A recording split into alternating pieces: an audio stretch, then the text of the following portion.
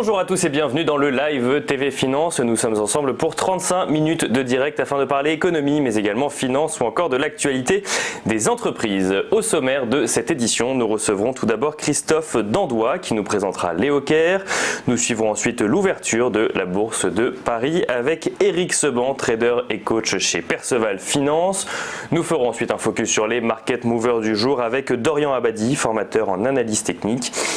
Puis ce sera au tour de Gilles Das-Dolbo de nous présenter Enoptea. Et enfin, à 14h, retrouver l'émission Entreprise et Innovation, co-diffusée dans l'espace économique du Figaro.fr. Nous recevons aujourd'hui Christian Persson qui nous présentera Humalis, le leader du portage salarial en France. Mais tout de suite, un petit peu d'actualité économique. C'est aujourd'hui que le Premier ministre Édouard Philippe dévoile l'intégralité du projet de réforme des retraites. Celui-ci compte adapter le projet existant mais refuse de le renier. Il a d'ailleurs réaffirmé qu'il faudrait travailler plus longtemps et pourrait annoncer aujourd'hui la mise en œuvre progressive d'un âge pivot à 64 ans.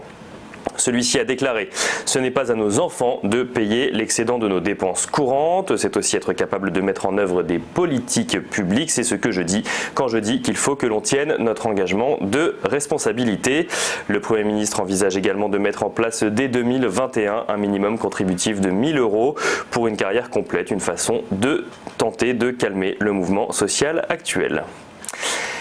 Et deuxième actualité ce matin, selon une enquête pour le magazine professionnel Linéaire, les très grandes surfaces seraient en difficulté en France, que ce soit Carrefour, Auchan ou Casino.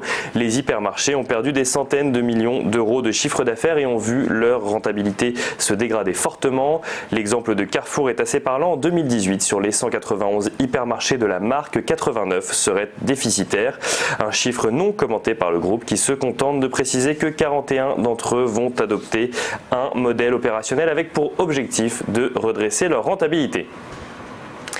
Et enfin, l'usine de Lubrizol qui avait pris feu fin septembre à proximité de Rouen va potentiellement rouvrir ses portes.